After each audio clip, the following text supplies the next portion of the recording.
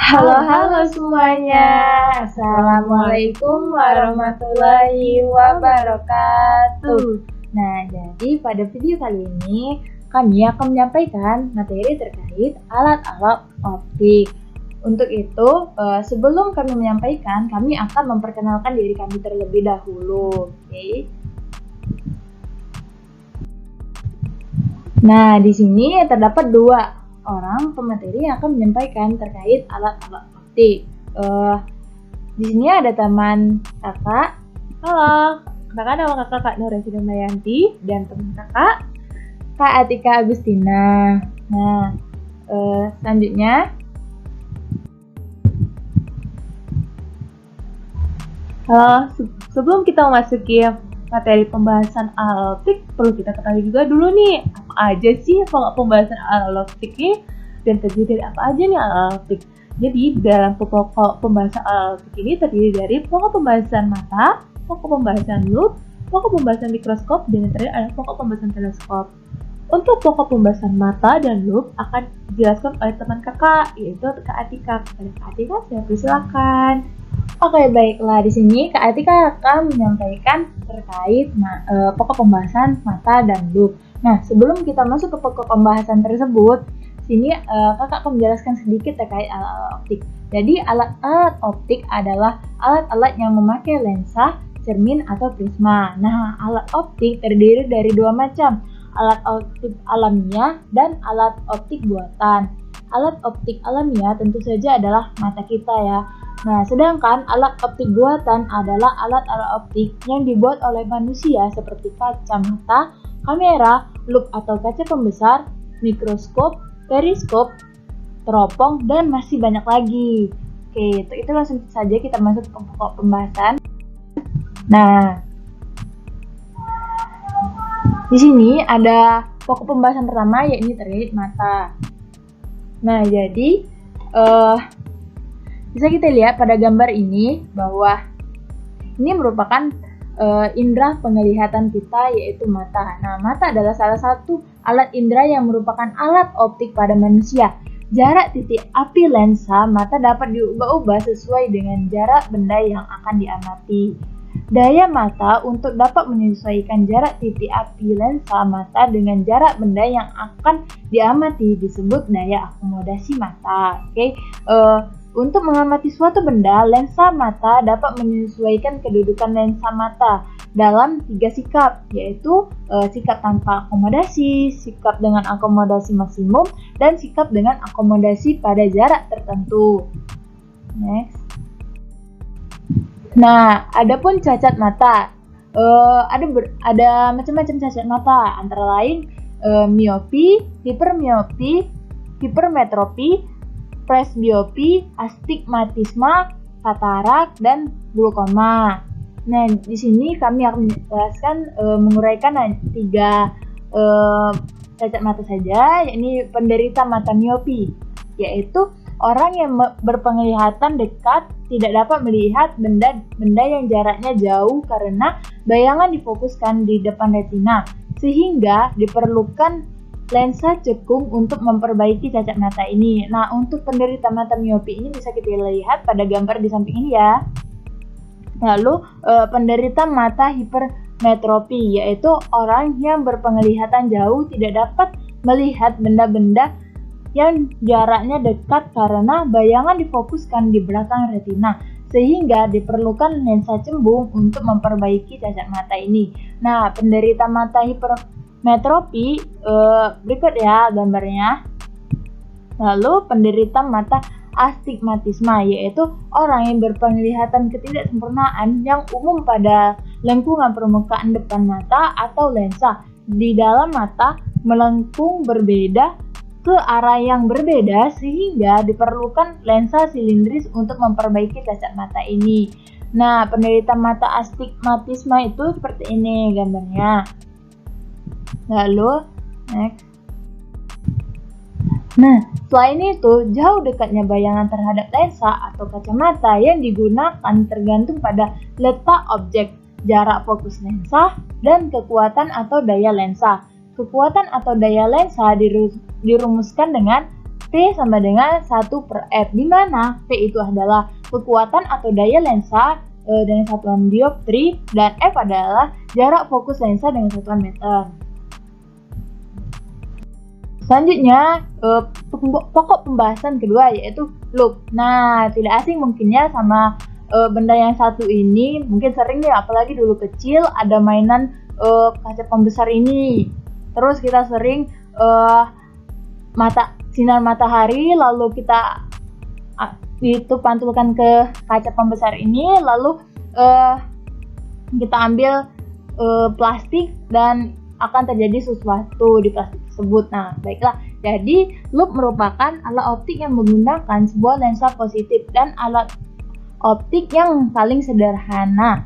Jika benda objek diletakkan pada jarak antara titik fokus lensa dengan pusat kelengkungan atau S kurang dari fokus, akan terbentuk bayangan yang bersifat maya, tegak, dan diperbesar. Loop berguna untuk mengamati benda-benda kecil agar tampak besar dan jelas. Nah, perbesaran angular loop dirumuskan dengan M sama dengan beta per alpha. Lalu, perbesaran maksimum atau akomodasi maksimum pada loop, yakni M sama dengan N per F ditambah 1. Nah, untuk pokok pembahasan ini terkait mikroskop dan teleskop akan dilanjutkan sama teman kakak nih, yakni Kak Nur. Untuk Kak Nur, silakan. Oke, terima kasih Kak Atika. Oke, adik semuanya, di sini kakak akan menjelaskan tentang materi mikroskop. Sebelum kakak masuk materi nih, kembali kita lihat gambar mikroskop terlebih dahulu nih. Pasti udah terbiasa atau udah pernah lihat nih mikroskop ini. Sering kita jumpai pada sekolah dulu, pada lab praktikum. Tentu juga tahu dong fungsinya untuk apa. Nah, maka dari itu mari kita masuk ke materi. Untuk mikroskop sendiri adalah alat bantu untuk melihat benda-benda berukuran yang sangat kecil atau mikro.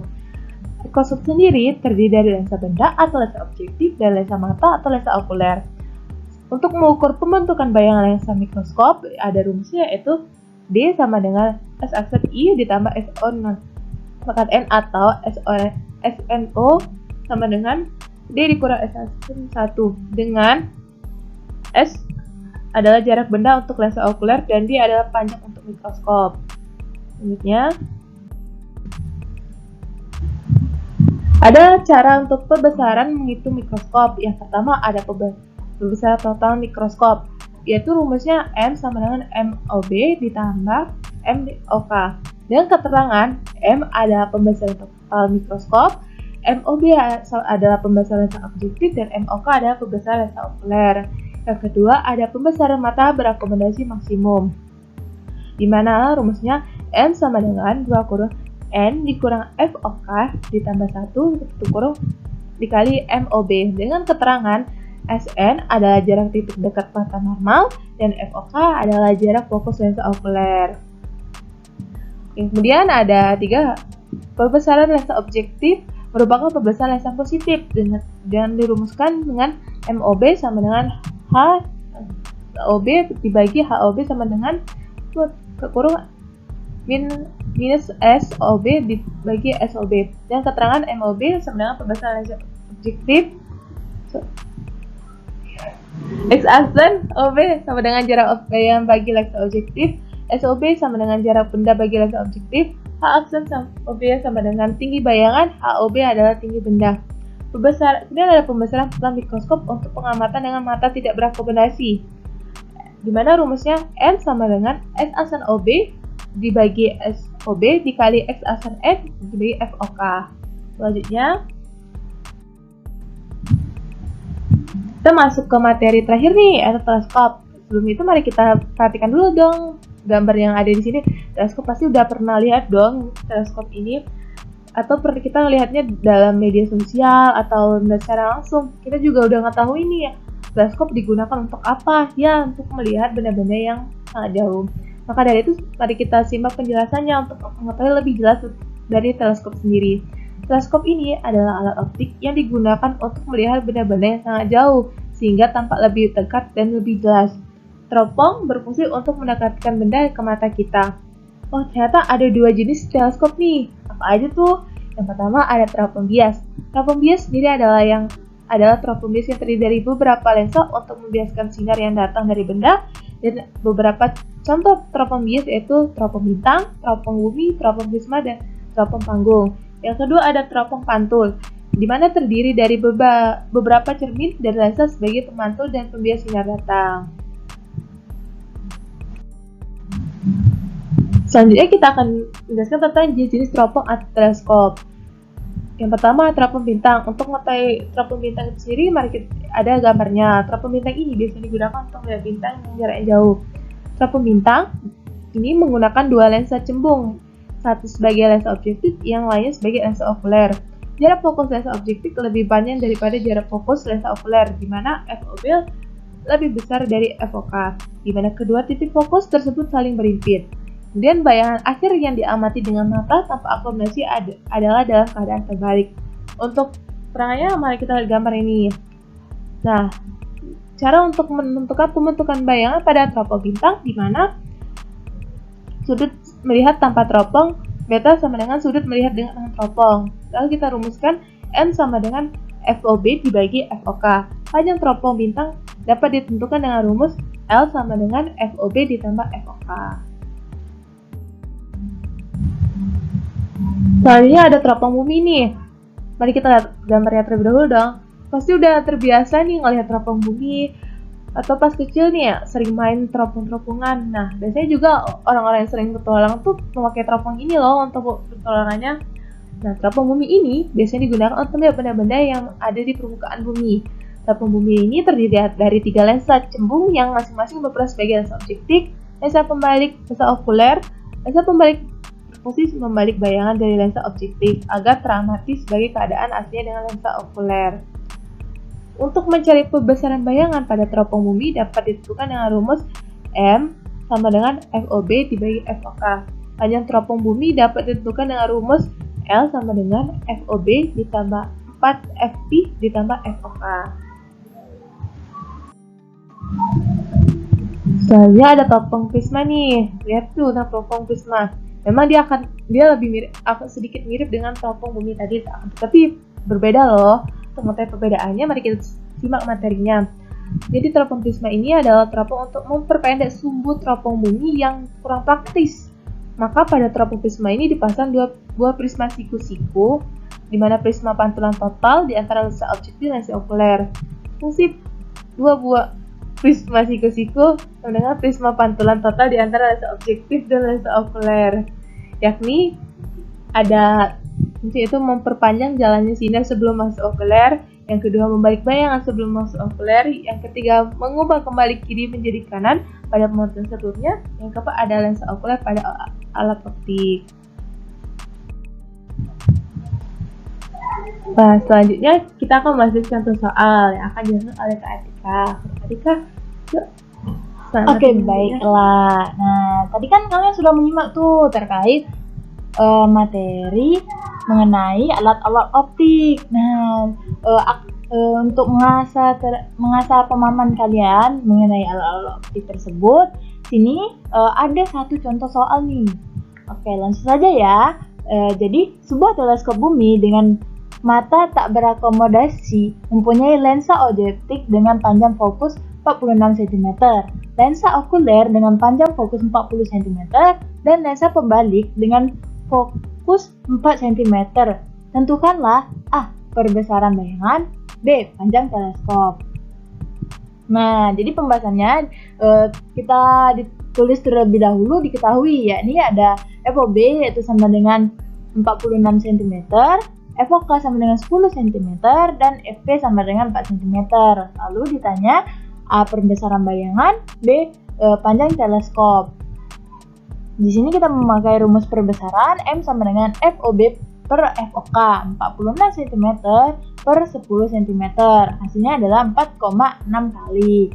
Oke, selanjutnya D sama dengan FOB ditambah FOK ditambah 4FP sama dengan 46 cm ditambah 10 cm ditambah 4 dikali 4 cm sama dengan 72 cm. Nah, semoga dari contoh soal ini dapat kalian pahami mengenai materi dari alat-alat optik. Oke, berakhir sudah dari materi yang telah kami sampaikan. Semoga bermanfaat dan semoga dapat membantu kalian untuk memahami materi tersebut. Oke, baiklah. Untuk itu sampai jumpa di video berikutnya. Wassalamualaikum warahmatullahi wabarakatuh. See you next time.